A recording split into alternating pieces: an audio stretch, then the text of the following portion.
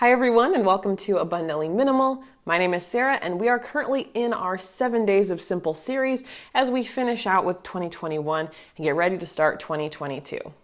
Today, I want to talk about decluttering after receiving gifts. I know I personally have found gifts to be a little bit stressful, and receiving them can be a little bit stressful. So whether it's after Christmas or your birthday or whenever else during the year you might have received some gifts, this video is going to help you process them, think about what you want to do, make an informed and intentional decision, and think about ways that you can improve the situation going forward if needed. Because, unfortunately for many people, there's a vicious cycle every time they receive gifts. While some of those gifts might immediately go into good use and be a helpful part of that person's daily life, other gifts people might not know what to do with, might not need them, might feel guilty about letting them go. They end up sitting in a certain spot or being shoved into a box somewhere until the cycle repeats again and again every time there's a holiday, and if people are still giving gifts that aren't necessarily needed, wanted, useful, or anything like that. And so I want us to break out of that cycle, and I want you to not feel stressed out about gifts you have received, but be able to work through them and decide what is the best approach. With that being said, I've got 4 tips/steps in this process that we should go through together. So let's jump in. Step number 1, which is also the most important step, is to reflect about whether you actually wanted the items that you received. This may seem obvious, but if you don't want the item, you shouldn't keep it.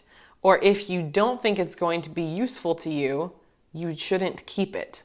Now, of course, many of us might feel some guilt. Well, they spent a lot of money on this gift, or they gave me this gift, or what if they ask about it in the future? I know personally, I haven't really had people ask about, physical items and belongings they've given me as a gift later on. If they were gifting an experience, that conversation more likely happened. But honestly, I can't even remember the meals I eat, the previous days that easily. So how would someone be able to remember something from a year or longer ago? At least that wouldn't be on my mind as clearly. So I think that's really important to acknowledge, do people actually even do that? Of course, you might be thinking, well, I've got that one family member who does that. So in that case, if they are someone who does, bring up stuff like that, that's where it might be helpful, if that conversation does come up, to just have the conversation.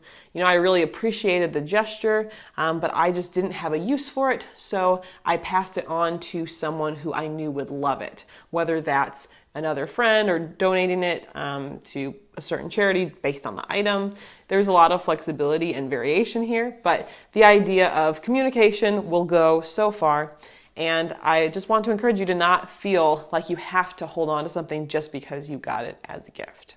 Now, if you decide that you don't actually want an item, then you'd probably be shifting into trying to return it if possible. I think that can be the best case scenario, just because then you'll probably either get some sort of store credit or gift card that you can purchase something else that's more useful. Or if you don't want it, I mentioned in a recent video, feel free to pay it forward, and you can actually give that gift card to someone else in the store who's shopping there if you're not interested in it or don't want anything from that store. The sooner you do this, the better. And I know for several years before we had communicated more with family members, it's so nice, but we don't want these things. It felt like December 26th or December 27th, we were always doing errands to return items. I think sometimes we had, 6 or 7 different returns or attempted returns to make, just to try to process and deal with some of the gifts that we got. So returning things can be a really great first step. Now, it's possible some items are not going to be able to be returned, in which case I would then think about re-gifting if possible. You don't have to wait for a certain time of year, or you could if you want, but I don't want to have to hold on to something for a full year just for that purpose. So if there's something that you think could be enjoyed by someone else, I know personally I'll take a picture of the item and send that person a text to say, hey, any interest in these? No pressure.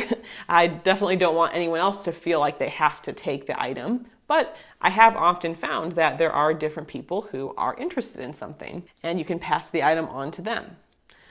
Then I would say the third tier, if you're not able to return the item or regift it to someone else, you could then donate it to wherever it makes sense for that item. Especially in the case of new items that are really nice, those are things that I give to my favorite donation center nearby. There's several different places we can donate our items, but my favorite one, it's actually run completely by volunteers, and all of their proceeds fund the domestic violence center in our community. So I love being able to give them the best stuff just because there, I think the impact can go further. And it's a very direct correlation to where that money's going. Whereas some donation centers, it's not as clear. Doesn't mean that we shouldn't donate there, but I just put all the best stuff towards that one that it's volunteers going through, and then other items I'll donate to other places. So that's the general overview of that first step. Now, let's say you do want to keep the item, but you don't want your whole space becoming extra cluttered.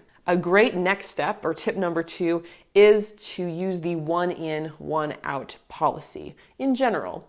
If you're getting something new, you can get rid of something you had before that is not as good as it. So, for instance, we really didn't get many gifts this year, but something really sweet that my parents got, both myself and my sister, was a set of some, we call them bistro bowls, but they're super fun, cute bowls that we often have at my parents' house. If we're eating together, we got takeout or something, and the food fits great. They're just a perfect size, and we do love them. So I'm quite excited about these bowls, but guess what?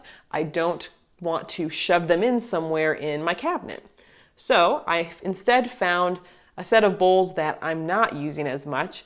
These are a set of wooden bowls, 4 of them. I bought them secondhand several years ago, back when I was working on my cookbook and was really in that phase from food photography, but I don't use them as much because they're not dishwasher safe. So they were something where I probably could have already let them go and I hadn't. But now we're keeping that one in, one out rule going. I don't want to have more clutter in my cabinet, so we're just making a swap. Whatever type of item you're getting, if you have a version of that already, swap it out.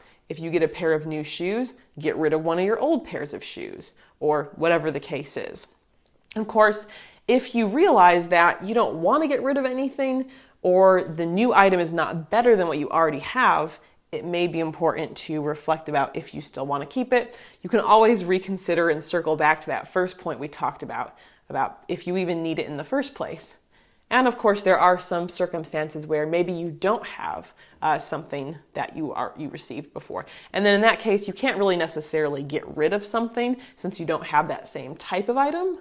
But you could compromise by letting go of something that would be stored in that general area, or just finding something else that you can replace it so you're not having more clutter. Step number 3, after you've received gifts, is to find a spot for them and get them acclimated to your space.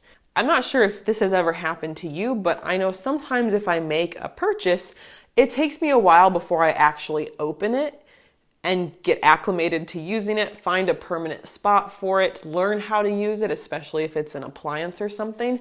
And we want to prevent items from sitting unopened in our space for a really long time. In general, while our belongings can help improve our lives, they also can add work because we have to think about storing them, how to open them, use them, cleaning them, figuring out how they work best in our lives. So it's not necessarily, always something that we want to do right away. A couple years ago when we first bought our air fryer, I think it sat around for a full week or 2 before I actually got around to it, opened it, learned how to use it, all of that. So it's very important, I think, especially early on, to open these things up that we do want to keep and figure out where they're going to go in our space and start using them. There's a couple benefits to doing that. Number 1, it's going to prevent homeless clutter, where you don't have a home for something and you just put it somewhere, maybe off in the corner or in the basement or wherever you can find a spot, and it's not necessarily an intentional storage spot. This can also help us see, actually, I don't want this. Sometimes you don't know how good or not good something is until you use it. For instance, maybe you got a gift of some different cooking equipment, such as a new pan or something. If you don't like it as much as what you already had, you're not going to know till you actually try cooking with it then there's no point in keeping it. And getting these items going just prevents, that worst case scenario of shoving it aside somewhere, forgetting about it, not doing anything with it, and just wasting that space and having to deal with it later. So we want to be able to prioritize things now so we don't have to deal with them later. Shoving a box somewhere or getting one of those plastic storage tubs that all the stores are advertising right now doesn't actually work as a long-term solution if you're not taking action on these. So I just encourage you to take that action. The last tip I'll share today, tip number 4, is to reflect about your overall gifting experience this year and what you received. Kind of take a look at that, what items you received, who you received these things from, how useful or effective they were, and all of that. Now, gifting can certainly be awkward, to have conversations with family members or friends or whoever else is giving gifts, especially if you feel like you're kind of a Grinch or a Scrooge for not wanting gifts as much or wanting fewer gifts or to change up the way gifts are exchanged. But if we reflect now and then communicate some of these thoughts, in a bit of time earlier on in the process, maybe some adjustments can be made for the future so that it becomes less of a stressor or a burden every time after you receive gifts. So an example of this, if you are getting a large quantity of items that you generally don't want, it could be helpful to, communicate like what your favorite types of items were, or maybe say, hey, we could reduce the amount of gifts. Maybe you want to shift to, such as with Christmas time, a Secret Santa exchange. So there's only one gift received by each person rather than everyone receiving gifts from everyone else. There's lots of ways to go about it, and it might feel weird to do that now just because, the holiday might be over, but a little bit of extra work now can plant helpful seeds, so in the future, it's not an issue. It's not a concern. And of course, whenever you're having these conversations, always have them with, a kind heart and, appreciation and gratitude. In general, people don't want to cause you pain and work by giving gifts, but that's ultimately what might end up happening.